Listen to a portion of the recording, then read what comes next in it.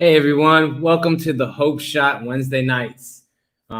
Usually tonight we would have our Addiction to Success series, but we had a cancellation at the last minute. So guess what? We're gonna improvise. No matter what, we're gonna talk recovery. We're gonna make it live. We're gonna give you some hope. That's our goal here. That's our end goal. No matter what happens. So we got the crew gonna be on here tonight, the Hope Shot crew. So Caesar, do you want me to read the? Yeah. Yeah, I'm on my phone, Bubba. So I figured that. So I'm real unprepared right now. I'm trying to set up a tripod, so you go ahead and handle your business. Yeah, I got it. So I'm gonna read the Hope Shot clarity statement real quick. We here at the Hope Shot are a group of people in recovery spreading inspiration. We come from all different walks of life and pathways to recovery.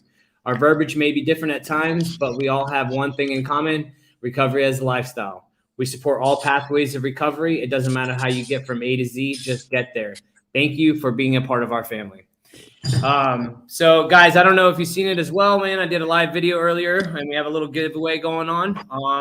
I just want to talk about that real quick because I didn't stay on the video that long, So that I'm gonna pause you for a minute, and mute you.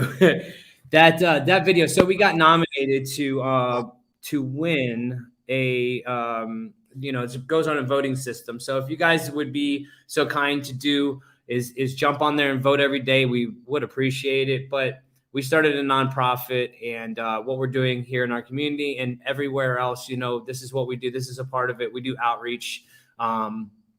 We started a nonprofit to help people, man, in recovery. People that are in recovery, people that don't know about recovery, people that just need some hope, So we did the contest. We're giving away some Hope Shot shirts, which is like this. If you didn't see it before, it's in our feed. You can find that post, and there's 3 easy steps to do. But the voting on the link is very important because we can win $10,000 in advertising on radio, so we can get out there even more, and that will further our mission and what we're trying to do here at the Hope Shot. Let me say what's up to some people real quick that's jumping on. We got Bodie. What's up, Bodie? How you doing today, man? We got Jamie. What's up, Jamie?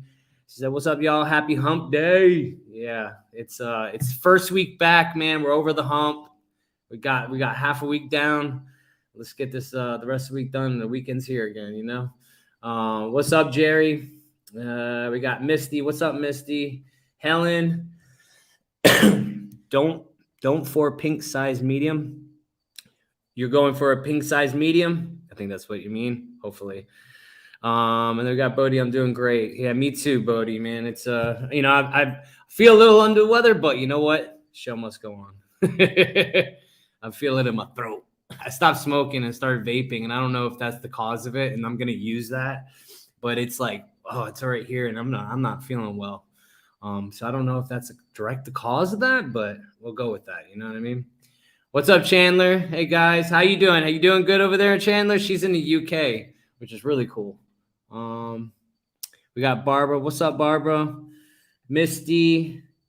And we got Jamie. What's up, Jamie? And we got April. April, man, she's always sharing our stuff, man. We appreciate you. She's always sharing it every time, man. We just love that. And we got forget. Oh, wait. Don't forget. Got it. Clarification. Appreciate you. So, what do you guys have something in mind you guys want to talk about? Do you guys want to talk about anything? Maybe you guys in the comment section, you guys want to talk about anything? Do you have anything on your mind? Any topics, man, we can jump off of? Maybe you have some questions. Maybe you want to know more about the Hope Shot, let us know. Put it in the comments. Let us know what you want to hear tonight, But what's up, Sherry? Let's see what we got. We got Audrey. What's up, Audrey? Disposable vapes always hurt my throat. I have to buy the good ones. Or your coil could be burnt. I changed this. Listen, I'm like, yo, it's burnt. It's burnt. I changed this thing like 3 times. I think it's me. I think I'm burnt. Yeah. Literally. I think I'm burnt. Oh man. Becoming complacent in recovery. Man, that's a That's easy to do these days, right? Easy, especially with all the meetings going on, and the pandemic and shutdowns. Because I don't know what it's like. We're down here in Florida, so we don't know exactly what it's like. Like I hear all kinds of horror stories. It's like wide open here, baby. Yeah, I know. We always wide open. But like we don't know how it's like, especially with things being shut down. I know when it started getting shut down over here, that first beginning of 2020 when everything got shut down. It was there was a lot of things I was affected up from it, and, it's hard, and then everybody jumps on Zoom and then they get comfortable on Zoom, and it's just not the same. It's just not the same. We need that human connection. Florida Savages. Yeah, Jamie. Florida Savages. But but there's a bunch of different ways we can get complacent in our recovery that has nothing to do with meetings, Of course.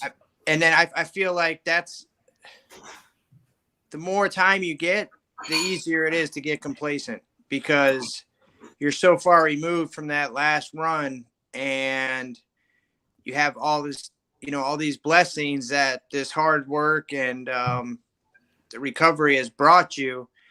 And it's simple. It's a slippery slope, man. You can start to, I might not go to this meeting tonight. I might, I got this to do instead. And,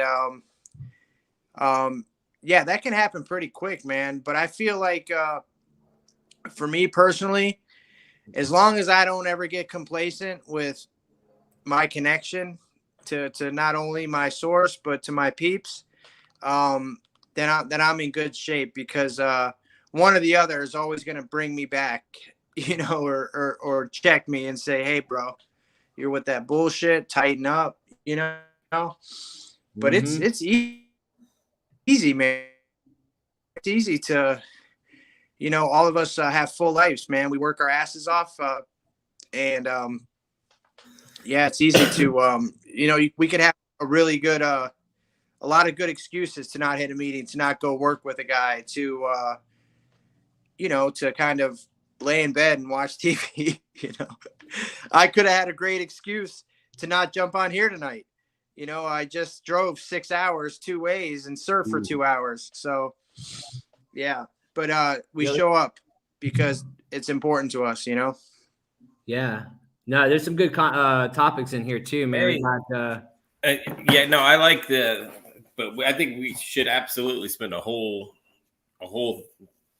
episode on the enabler. That's solid. But I like the way Nate went with the complacency, because complacency in year one don't look the same as complacency in year 6 or 7. Like we get all these blessings in our lives, and then our focus shifts from what got us the blessings, the recovery, the footwork, the spirituality, to the blessings themselves, and it's like, oh, I got to work harder so I can get more of this, and I got to do this, and I got to do that. And the very things you prayed for, the things that take you out because you shift all your focus on to the material things and the next thing. And I see that more than anything else, the attitude of I'm good because, I got a safe place to live. I got my place, I got my car, I got my job, and I got my girl or boy or whatever you got.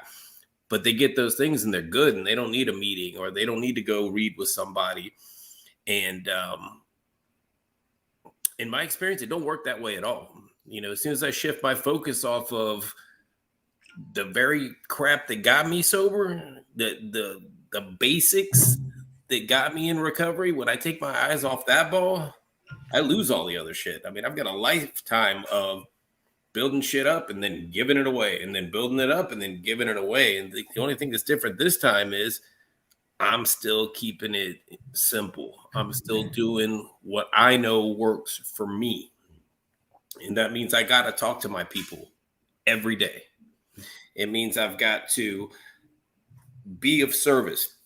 And this is just for me. Everybody's got a different program. But when the opportunity is in front of me, I can't be a selfish piece of shit and then take a left and then go right and then, go around these opportunities to serve. I got to take them because my life gets better when I'm not thinking about myself. And I say all that because you've got two guys that own a business and then me that just works his ass off. And we are busy and we can take our eye off the ball really easy. Like you said, Nate, it's real easy to get home at night and go, I just worked 10, 11 hours. I just want to go and put my feet up. But there's some new guy out there that's waiting for me to show up and read a book with him. Or there's a meeting that's waiting for me to chair it because that's what I'm supposed to do every week. So I keep my commitments and I do what I got to do no matter how tired I am so I can keep what I've got. Justin needs a bedtime story. You know what I mean? I'll read you a bedtime story. We don't do bedtime stories? No? Okay. Hey, Justin. Hey, why don't Justin? Just a suggestion. Why don't we run through these questions and just like you answer one, I'll answer one, and we just popcorn. Because I love popcorn. There's some good stuff in here. Yeah, dude. I was just waiting for Caesar to finish, and I was just gonna say exact same thing. So let's start with Marcy.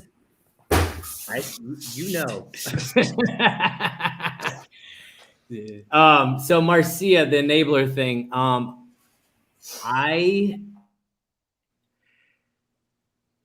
Caesar, you answer it. You answer Put the question up, Justin. Oh, my bad. Yeah, sorry, I'm reading it. Caesar, answer it. That's what you came up with. You're the one that said that. I said we could do a whole episode on it. Okay. Yeah, I have a great answer for this too, if I may. Please. Okay, so my parents were the biggest enablers in all throughout my history of substance abuse. And I remember when I first went through this process and I got my first sponsor and I was taking a guy through the steps, he went back out and we went and hunted him down. We found him, got him off the streets, got him into a sober living. But what happened was his mom called me and she's like, what do? I do not know. Am I doing this right? Am I doing this wrong? Should I keep on helping him? Should I send him money?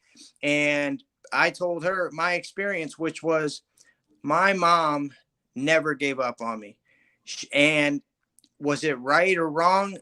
I don't think there's really any linear or direct answer for that, because in my opinion, and this is not just because it allowed me to, be with the bullshit a little bit longer, but that love that my mom provided me when everybody else was telling her to cut me off and show me tough love, like that was like the light. That was like the beacon that I always knew that there was something better. I always knew that there was love.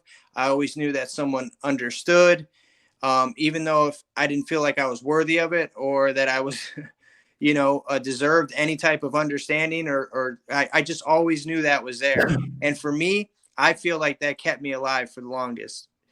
And, but that enabling thing, it is, that, I don't know. Did it keep me sick longer? Perhaps, but, was my mom wrong? I don't think so. She was doing the best she could with the tools that she had, and all she knew was how to love me, and she did that unconditionally. I don't know if that was right or wrong, but there is no right or wrong. There is no right or wrong, bro. There's no right or wrong when it comes. I had the same experience you did, probably just to another level though. My parents would hide me out. Like I could hide at my parents' house and the police could knock on the door and they would go. And this is in my 30s. Like, don't get a picture of a 16-year-old kid hiding out. I'm in my 30s hiding out in there. And they'd be like, no, Caesar's not here. Yeah, that was freaky, bro. But they'd be like, no, Caesar's not here because they didn't want me to go back to jail. They didn't want me to go to prison. They didn't want me gone again. They wanted me there. But the fact is, they would always rescue me. I'd never go without a meal if I was there. I had a couch, so I didn't reach my bottom as fast as I could have without their safety net. Was it wrong?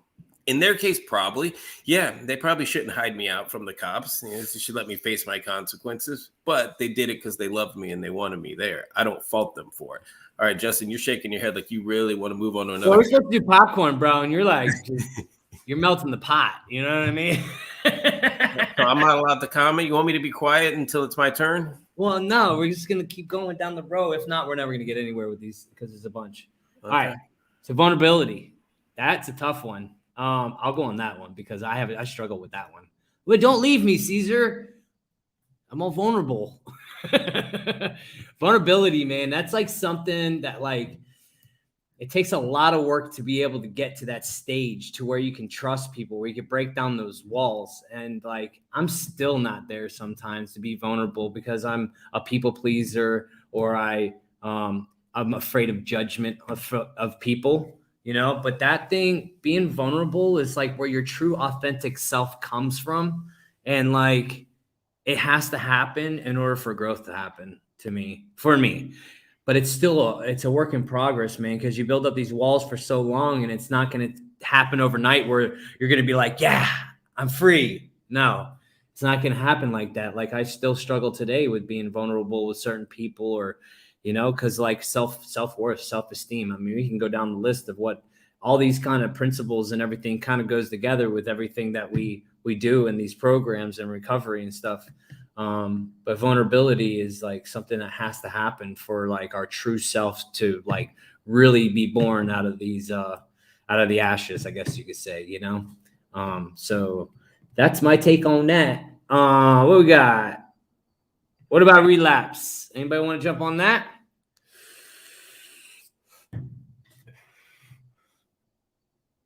Caesar. Nate's a swirl. What about relapse? Yeah, hold on. I'm coming. That's what it said. What about relapse? Yeah, I mean, Shit. well, Nate's having Wi-Fi issues. Okay. Hold on. I just got to go to a different sector, man. Here, we got Misty. She says, I'm struggling with a place to live. Just got out of prison and I'm 16 months clean, but I'm losing hope on an apartment. Where do you live, Missy? Misty? I'm sure there's probably some comments down here about where that's at. Come I don't see it. Comments. I went through this, man. I was a year sober and I got turned down everywhere. I mean, I'm a multiple convicted felon and it was tough. I mean, I had to keep chipping away at it and I found an individual that was willing to work with me and she found me a place to rent. But it's a struggle for all of us, you know, just because we got clean, sober, we found recovery, don't mean our record don't follow us everywhere. And it has absolutely been a giant pain in the ass getting jobs, getting an apartment, any of that stuff. But I kept trying and I didn't take no as an answer. You know, I kept going to the next one and the next one. And eventually somebody let me in. That would be a cool thing for the Hope Shot to work on with the Reentry Coalition.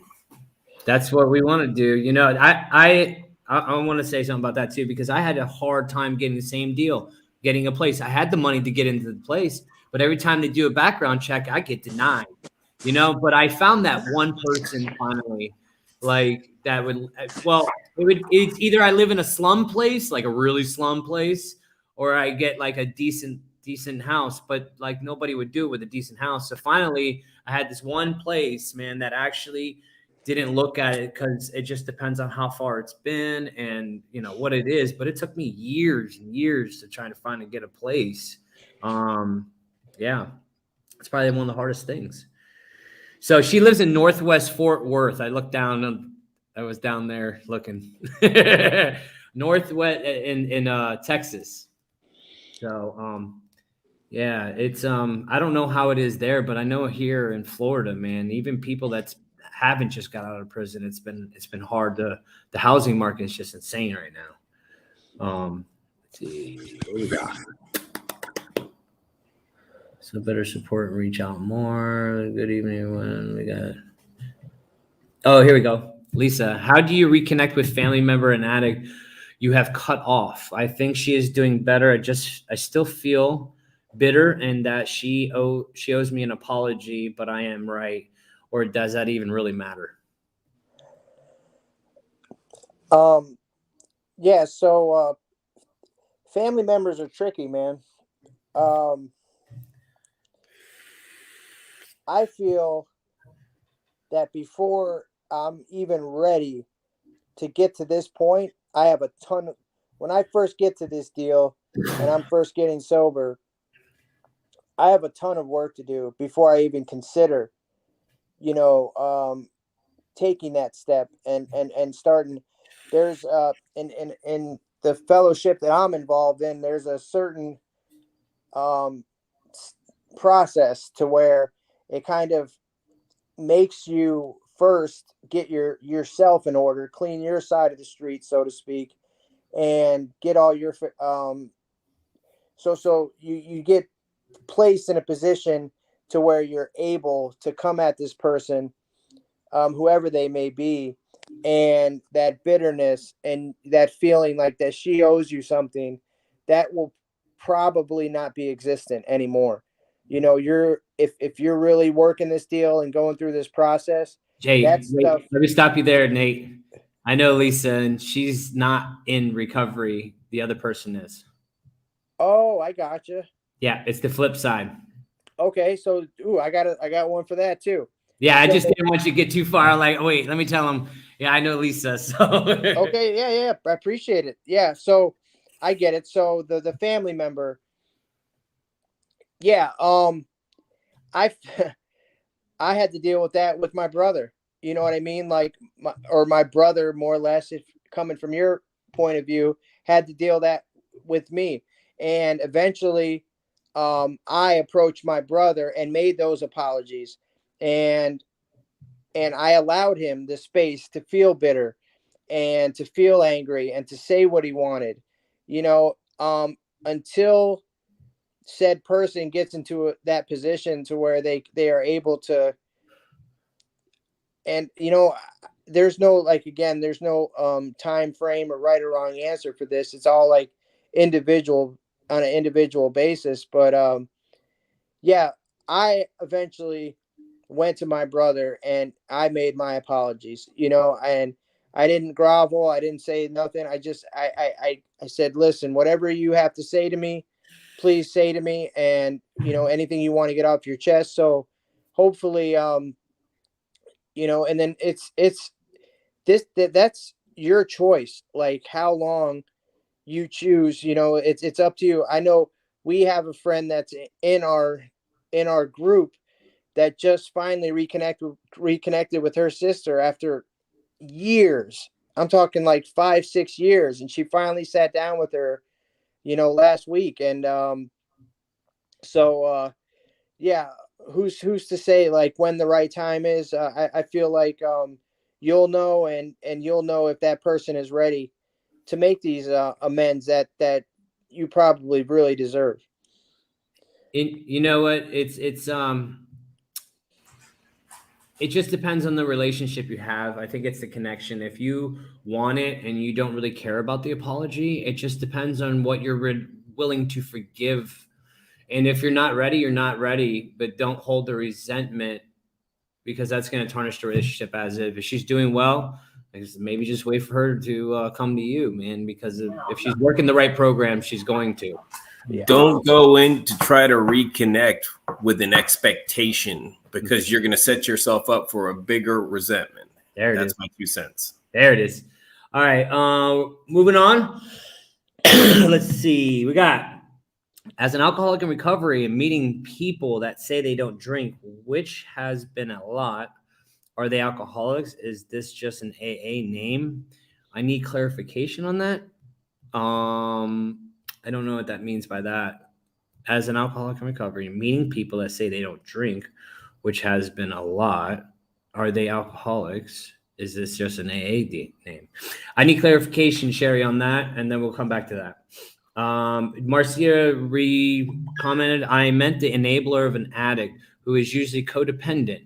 From your perspective, now in recovery, what was the enabler? What can the enabler do, and how to set boundaries? Hmm.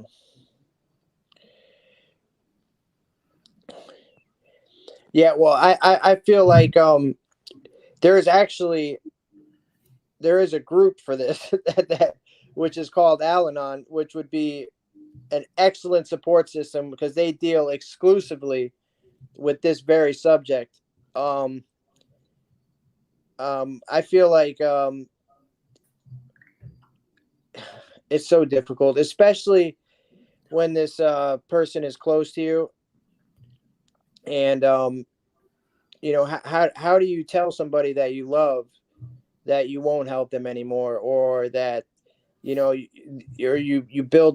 set a boundary, but anyway, I feel like the most helpful thing I could ever tell you is to reach out to that group, and also if you do set boundaries, to stick by them, and see them out, as difficult as that might be. I think it truly ends up helping in the end. All right. So, Jennifer, hey, what's up, Jennifer? She's been hitting hot spots to get on Facebook. So I'm glad you get internet back, because that's no life to live. I know. Yeah, Nate. Yeah, yours is just a little, For Marcia's thing, though, you got to be able to tell somebody, I'll love you, but I'll love you from a distance. Like, I'm here for you when you're well, but I can't help you when you're not. And yeah, I'll help you get well, but I won't help you stay high. Basically. Yeah, we deal with that a lot now too. With people that we're working with and taking through this process.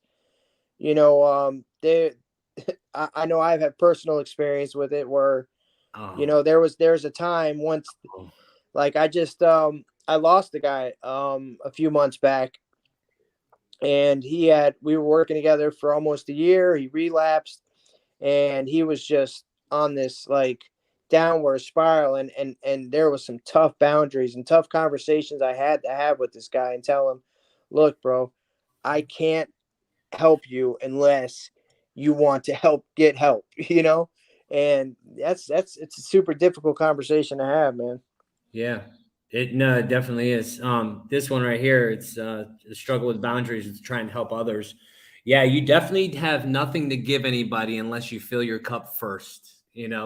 I think that we're a bunch of depleted people. When we get up in here, we got to fill us up, man, and make us whole again. That's like that those walls we put up, man. That makes it so that it's harder for us to fill our cup, I guess you could say. Like, I know that like in my relationship, a relationship is a relationship. I can tie it back to my relationship with my wife. At one point, our relationship was freaking horrible. Like, there was walking on eggshells every day. Like, we had to do a bunch of work on ourselves. And it's like, it's almost like begging her to fill me up, and I'm begging her to fill me up, or, vice versa. You know what I mean? And it's like, we all got to go out there and find our own happiness, and then we can actually be a positive influence on whoever's around us. It doesn't matter what it is. But if we're sitting here miserable and we ain't doing nothing for ourselves and we ain't filling ourselves up, we have nothing to give, man. And we're just running around all angry and shit, or we're catching resentments like that, and telling everybody to fuck off. What you're saying, though, is, man, you can give it all away. If you're not refilling, you're useless. So if you're giving and giving and giving and sponsoring and reading with people and problem solving and making amends and doing all that, and you're not spiritually filling up, and you're not putting your program, whatever it may be, back in there, and you're not talking to your fellows, and you're not getting feedback, and if you're not doing the things for yourself, you can't give it anymore, because you ain't got it. You ran out. So that's a really good, what you're saying, setting boundaries with trying to help others. You can't help anybody unless you help yourself first. You've got to put your recovery first if you're going to try to help anybody in their recovery. It's an everyday thing too. Shit. Well, I need to feel that damn thing every day, if not, man, I'm screwed. Life is life, man. And life will drain you if you let it, you know what I mean? especially people. Let's see what else we got up in here. Marcia said that's a tough spot for a mom, and it is. It's such a tough spot for a mom because you love them and you just want the best for them. Allows me to be vulnerable. Leveling up my pride allows me to be vulnerable. Can't allow vulnerability yet. Oh, Jamie says can't allow vulnerability yet. Vulnerability. Everybody says it's scary. Vulnerability. Let's see.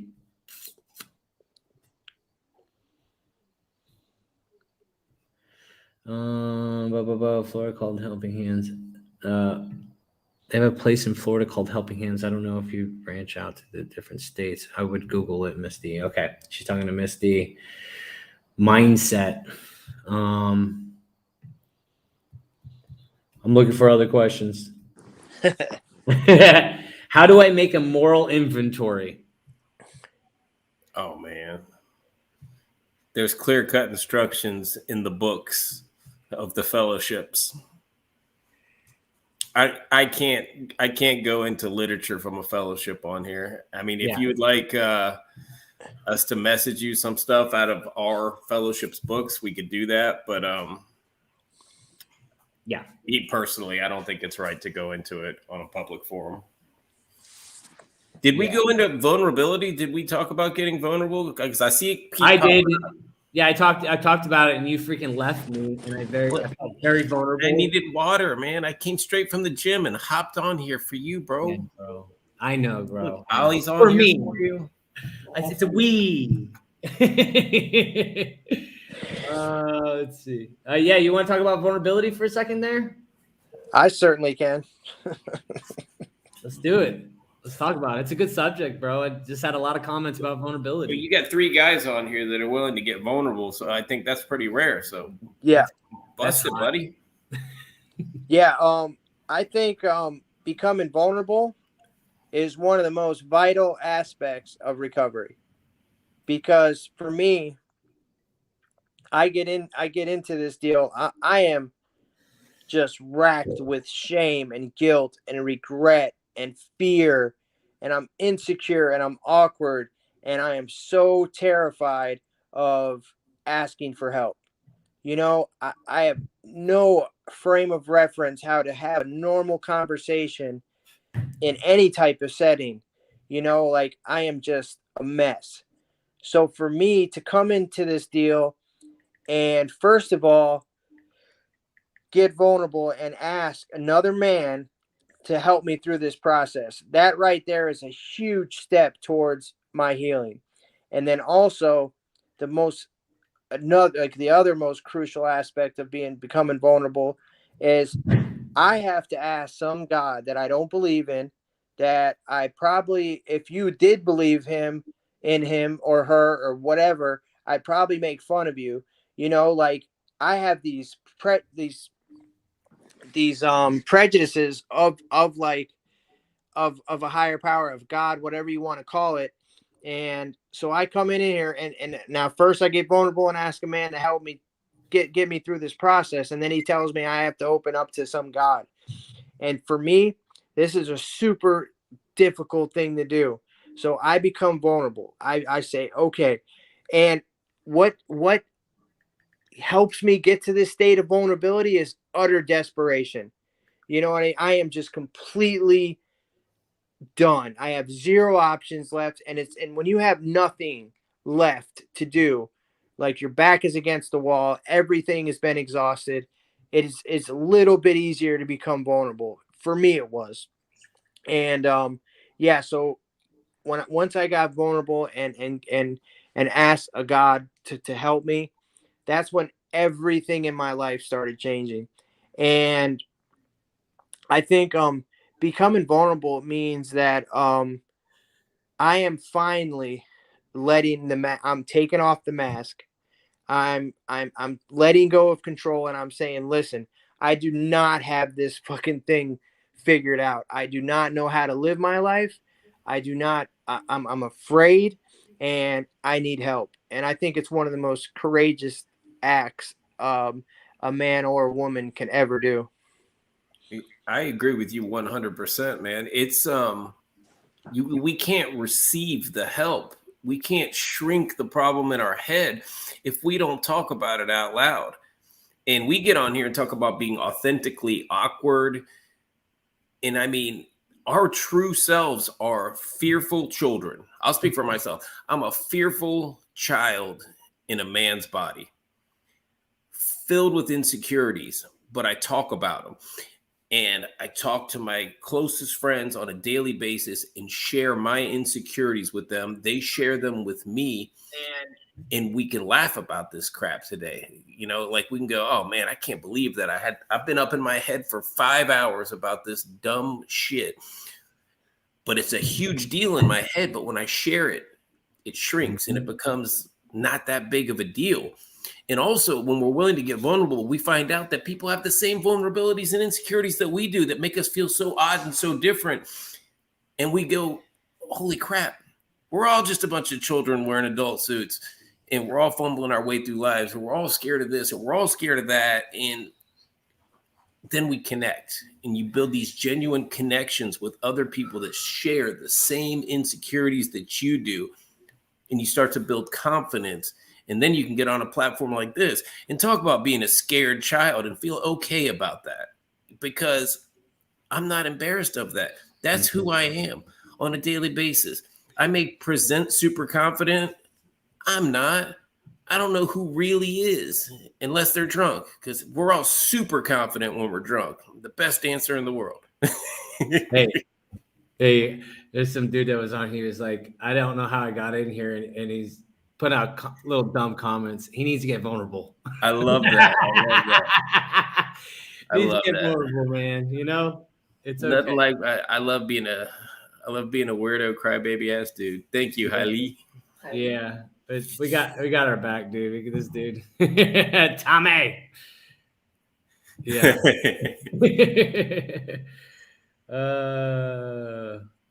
Anyway, so yeah, man. Hey, but that's a great point to be made too, bro. This shit isn't for everybody, bro. This shit, you know, like this recovery deal, this life that we live is not for the faint of heart, you know, and people are afraid of it, and they'll lash out like Buddy did, you know, and that's okay too. You know, we have broad shoulders at this point, you know, and we understand that this thing isn't for everybody. Not everybody's going to get it, and not everybody's meant to understand it. And that's why we're here. You know, we're here to kind of, those are the people that we want to convince, you know, like of that this is who we are. We are weirdos, and that's okay.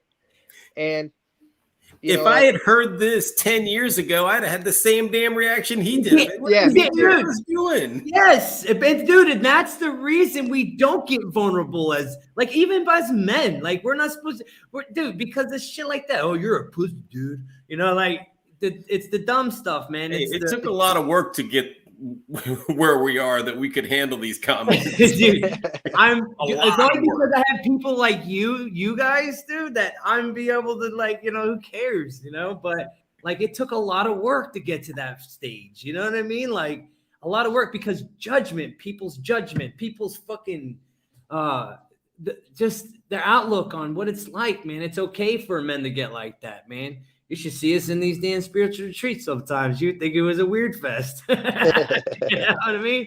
Like, it's okay. So, what did you want to talk about, man? Anybody got anything else you want to talk about besides vulnerability? What happened? Did your popcorn machine break? Yeah, dude, fresh out of popcorn. I think a couple got burnt, bro. You know? We need to restock. I mean, honestly, though, that vulnerability thing, and with his comment, that's without recovery, I could never have dreamt about talking about some of the things that we talk about out loud. And I think in early recovery, if I had heard guys sitting around talking like this that would have given me a lot of hope, because we're talking out loud about the things that are like in the dark crevices of the mind, you know, the insecurities and the fears that we have. When I wrote down my fears for the first time, I think I was like, I ain't got no fears. I don't know what y'all are talking about. I ain't scared of nothing. Then I did some work and some digging, and I was like, holy crap, I'm afraid of everything. I'm afraid of people's opinions that I don't even know what their opinions are, because I feel like I'm reading their minds. So I'm making up stuff to be afraid of. Or Facebook, bro. The way that people are now on Facebook, and they throw it out there like it's not. Dude, listen, I'm gonna just put this. We had a post about Betty White, homie. Betty White. Oh my gosh. And they're talking about. Are we still talking about Betty White? Yeah, but listen, on this post, bro, like I wouldn't have the space or the mindset to keep going back and forth about satanic freaking symbols. Like she was like this and the thing, it says, I love you. And they're doing satanic symbols, you know? So, No, she was doing rock on, bro. She was doing the horns. Hey, our guest is here. Hey, man. Hey, how y'all doing? All right, man. How are you? Doing great, doing great. Thanks for having me here. You're welcome. Yeah, I don't know if you got the time, but it was a little late, so I just kind of ran with it, man. So you guys must be ahead of me, maybe. Yeah, that's why I put Eastern. I knew it was gonna happen. Maybe I can come on next time. Yeah, we'll get you a recap, dude. You know, I just wanted to bring you on. I seen you there, so I figured I'd bring you on. But yeah, I'm sorry about that. Yeah, I knew I put Eastern time because we're in Florida. He would have been exactly on time, though. I just Yeah. would have put that out there. I'm always on time. Ever since I got clean, I've been on time. I haven't been late for work in 20 years. Yeah, that's why I was like, man, but it's okay. We're talking about vulnerability, man. You want to talk about that for a minute? Yeah, well, the vulnerability is a powerful thing. It's a very powerful thing, and I work at my job is I was at a recovery center for about 7 years as a director of operations, and I moved into AVP role. But I was very vulnerable, about my character defects, and everyone knew about my addiction and my past, and over about a 10-year period, I gained a lot of respect in the community. Like the mayor just wrote a big article about us, and I'm going into all the police stations and trying to get our cards put in the first responder vehicles for the overdoses. And I've actually got 14 mayors that have followed his lead. And so the fact that they've written articles about me, like on the newspaper, and it says I was a liar, junkie, and a thief, it's actually opened up a lot of doors for me. And when I go talk to people now, I tell them, I said, I can help your loved ones with addiction, because they're gonna trust me. And I said, they're gonna trust me because I used to be a liar, junkie, and a thief. That's why they're gonna trust me. And it's crazy how God, however you understand God, it's crazy how all of our junk ends up being something really, really powerful. But without being the humility to share it and not worry about what other people think, you're never gonna get it. It's never gonna get to that level of power. And so, I just started out sharing my testimony at CR, my church, and different things like that. And man, it just grew into something really, really good. But what it really does is connect me to people that are really broken. And I work with this executive coach lady. My boss got him for me when I first started doing leadership stuff. And she said, I need you to explain what you do every day in that facility without using the word God. So I'm like, okay. And so I started thinking, so I used to walk up and down the halls and, pat them on the back, ask them how they're doing, if they need anything. There's about, 70 people in recovery there all the time, fentanyl, heroin, it's pretty brutal sometimes, people wanting to leave, craving really bad. And so the only thing I could come up with is that I mastered the art of communication with the broken. So I can go see anyone, black, white, young, old, it doesn't matter. And I just love on them, and I just care about them because, that I've been that person that no one loved.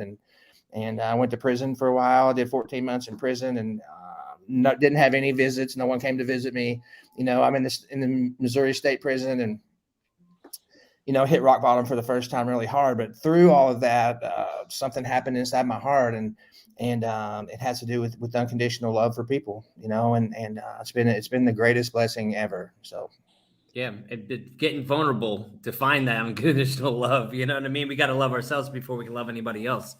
And that takes time. You know, the whole reason this Hope Shot started, man, I was still scared of my past. I wasn't embracing it. I wasn't being I hated what people thought of me, you know, having that past, having that little dark cloud over me of who I was, that Smeagol looking dude, you know, that, you know, was 130 pounds soaking wet. You know, people brought that damn mugshot up, bro. And I'm just scared little kid again, dude, you know? And until you embrace that person and accept the facts, you know, that's when the true healing begins, you know?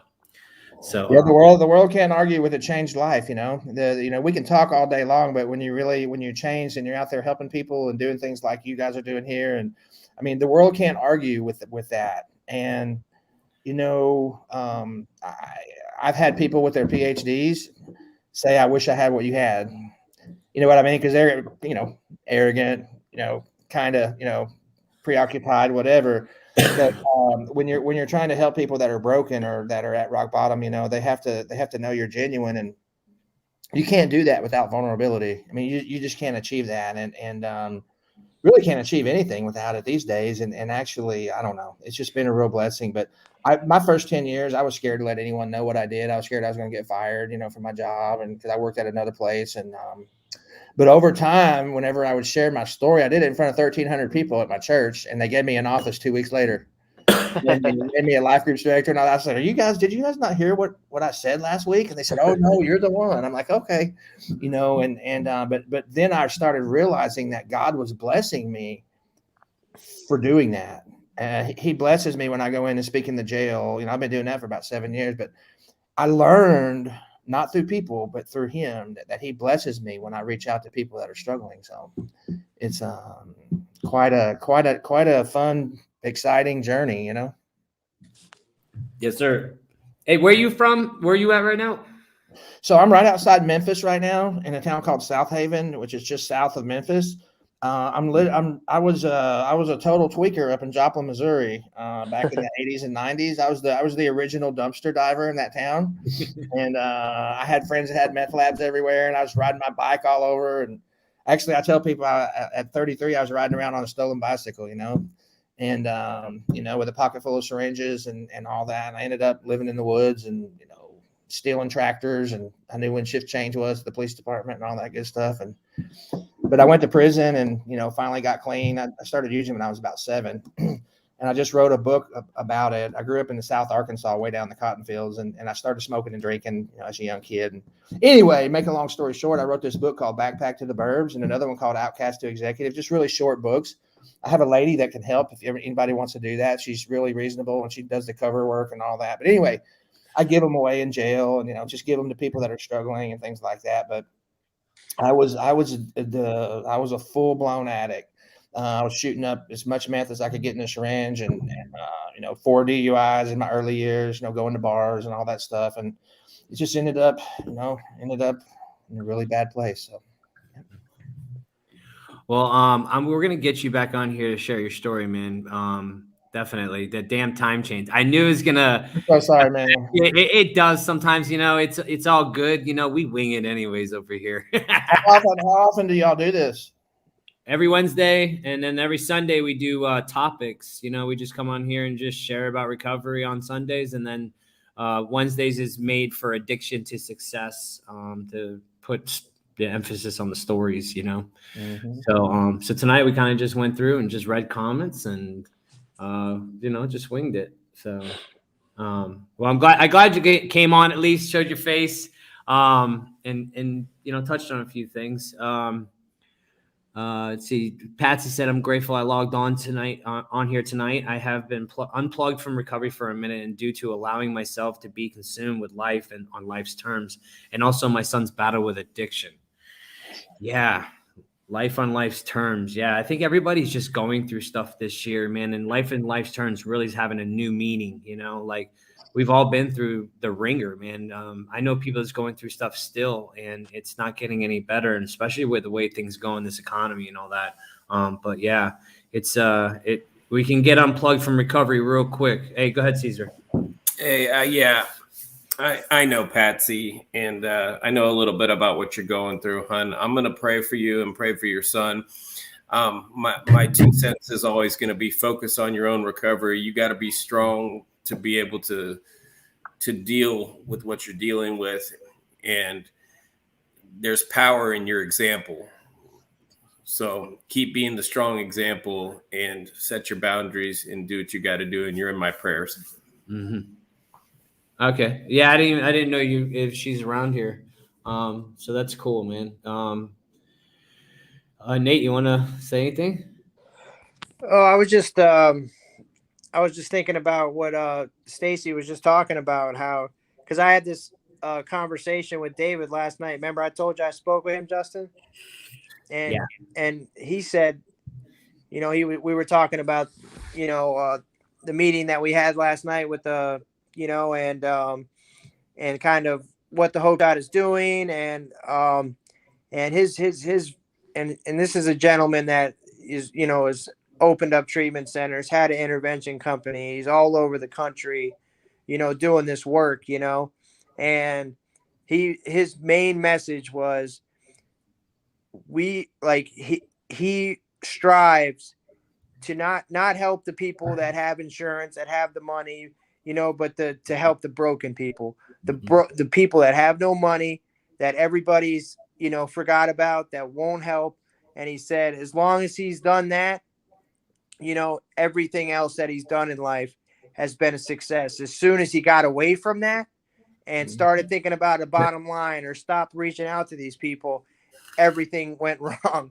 That's So right. there is like this magic that happens, you know, like for me, like my plans and schemes, like if I you know, go with my own, but if I follow who I believe in, you know, my source, if I follow their will, I have to understand that, like, I'm forever protected, man, and that there's going to be people placed in my life, and you know, and no matter what, I'm always going to be okay. And there's a freedom in that, you know, like a freedom that goes way beyond like a physical freedom, to be able to you know, live in such a way where, you know, you're taken care of, and to be in a position to use that our sordid past, you know, this very thing that kept me sick for so long, that I thought I could never um you know, outgrow or let go of it. Now it's like my biggest asset, you know, it's my greatest gift. And what a life that we get to live, you know, like, you know, who would have, I was talking to my friend last night, and I said, man, who would have thought, you know, I spent 14 years in prison off and on, you know, and yet here I am with another chance at this thing called life. And like Stacy said, like, I mean, not everybody has this solution that we have, man. We are blessed in a way, man, that a lot of people, you know, could probably use. And yeah, I'm just grateful, man. I just wanted to put that out there. Thanks, Nate. Yeah, that dude. What's his name again? David. David. Yeah, sorry, Yeah. David. Yeah, dude, it just slipped. But yeah, man, it's like the things we're doing here. You know, like I said, man, we became a nonprofit here in our town, and we're trying to actually team up with people to try to help, man. You know, any which way we can, because we can reach people that normal people can't. You know, that shares can't. That doesn't matter. You know, and it's on a whole nother scale. And you know, so we're trying to take that to a whole nother level, man. And that's where, like, all you guys that come on here and support us, man, that's the support we need. We need people to show up and share our stuff, support our stuff, anything we're doing, you know, it all goes, and it makes it so we can go out on a bigger scale and be able to help people. And it just happens with a simple share, or a simple, you know, just supporting us, you know, when we have these little events, or if we have a post to share, or about us becoming a 501c3, and you know, it just, and we're going to be doing a lot more. So this journey is going to continue and continue. You know, 2022 is going to be our year, like we were talking about, man. And I'm excited for it. You know, and this year hasn't been all sunshines and rainbows either, man. It's been a tough year, you know, but we kept pressing on. doing this thing right here, you know, even when it freaking didn't make sense sometimes, you know, and sometimes it doesn't. It seems stupid, you know, but or redundant, you know, and we just keep moving forward and keep moving forward because you never know what's going to happen or what's going to change or who you're going to touch tonight, you know, on tonight, any night that we go on here. So, you know, this thing gives me hope more than anything else too, you know, especially when I see everybody commenting, you know, it just does, man. It does. I love it. I love doing this. So, do you guys want to add anything? We're going to be done. We're going to be closing up here shortly.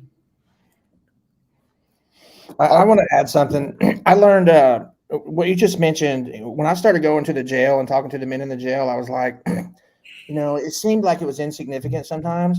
And pretty soon, just like I can't see your name, just what you said a minute ago, pretty soon everything I ever wanted started happening in my life. All these blessings started coming to my life. And it was because, and I was like, I put two and two together. I'm like, it's because I'm going into that jail and speaking to those men, you know, and when I quit doing it for a minute, things just weren't right. And so I learned that. And then I also learned, and when I speak on addiction to people, like in different groups and different places, you don't get to choose who you help. You know what I mean? You don't get to pick who God sends into your life, however you view God.